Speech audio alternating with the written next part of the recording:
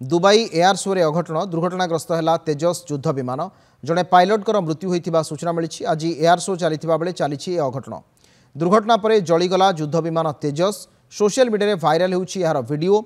स्थानीय समय प्राय अपराह 2:10 यह अघटन घटी।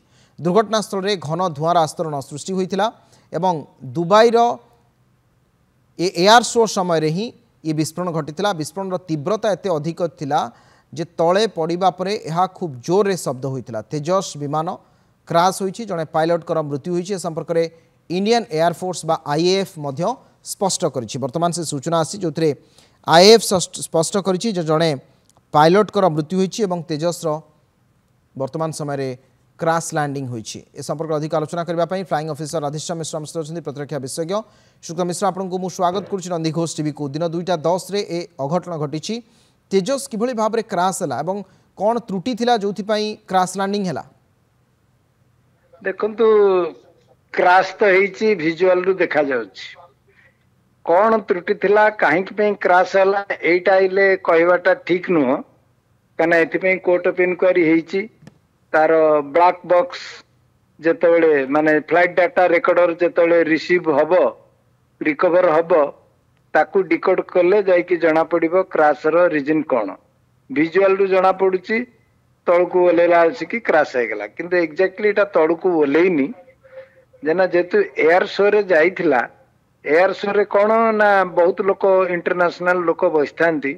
बहुत लोक तो आज एमती देखिया को बसथांती एयर शो रे किमिति डिफरेंट प्लेन उची किंतु जो माने किणीमा को आस्थांती एयरक्राफ्ट डिफरेंट कंट्री रो सिधरे टेक्निकल एक्सपर्ट बसिकरी फ्लाइंग टाको वाच करंती। जे जो जो कंट्री रो जंती इंडिया रो तेजस आमे नै कि जाइथिलु। इंडिया गोटे तेजस मैन्युफैक्चर करिछि इठी तो डेफिनेटली मार्केटिंग करिया को आछि।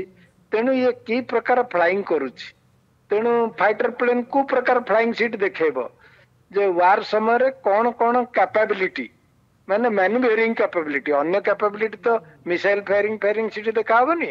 आमे किमिति मैन्युफैक्चरिंग करि पारु। मैन्युफैक्चरिंग रो अर्थ कोन माने एयरक्राफ्ट केते कम रनवे नै कि धड़किन ऊपर को उठी जिवो। लैंडिंग कलाले केते कम रनवे नबो। ऊपर को उठलाले वर्टिकल टेक ऑफ केते हाइट जे करि परिबो। वर्टिकल डाउन केते जे के आसी परिबो।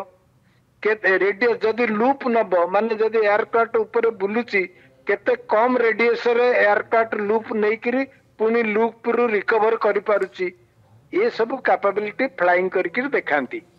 निश्चित भाव से जो कथा उल्लेख कले जो माने सेठी आसी थांती जो माने परचेज पाई सेमानंकर ये गोटे से माने देखै थांती तांको एयर शो रे किंतु 2024 मार्च 12 तारिख रे समान घटना जैसलमेर घटीला। आपनकर मने थिबो तेजस फाइटर जेट सेठी भी क्राश हेतिला। आपनकर गोटे ट्राई सर्विस एक्सरसाइज 3 सेनार होता जोटी क्राश होता।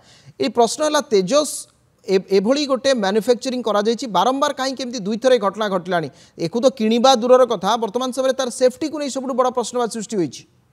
सुनंतु एनी फाइटर एयरक्राफ्ट और मु कहबी any flying object always there is a risk of flying. ता अर्थ नुहे जे आमे फ्लाइंग करबानी किंतु जोटी फाइटर एयरक्राफ्ट थाए सिथरे टिके रिस्क अधिका थाए काना फाइटर एयरक्राफ्ट रो बिकॉज ऑफ हाई स्पीड आपनकर decision taking recovery time is very short. से जो आपन देखिथिबे फाइटर पायलट मानकर ब्रेन बहुत शार्प थाए। आउ फाइटर एयरक्राफ्ट रे जो इक्विपमेंट लगा जाय थाए से भी शार्प माने क्विक रिजल्ट देबा वालिया इक्विपमेंट लागि थाए। तेनु पर्टिकुलर एयरक्राफ्ट क्राश हेइची हुए तो इले तो इन्वेस्टिगेशन परे जाय जना पड़िबो। कोर्ट ऑफ इंक्वायरी एवं इन्वेस्टिगेशन परे स्पष्ट है। आज्ञा सर अनेक सर समय गलाने अनेक धन्यवाद आपन विस्तृत सूचना पाई। Tejas fighter jet crash during the demonstration at the Dubai air show on Friday. Black smoke was seen emerging over the airport as the crowd of people gathered at the air show watched। ए संपर्क रे सूचना दिया जायछि एवं IAF Indian air force मध्ये गोटे statement जारी करिछि जोथिरे से माने दुख प्रकाश करिसेंती एवं ए घटना को नै तदंत मध्ये से माने निर्देश दैछंती। अनेक धन्यवाद। आम सहित फ्लाइंग ऑफिसर थिले राधेश्याम मिश्र।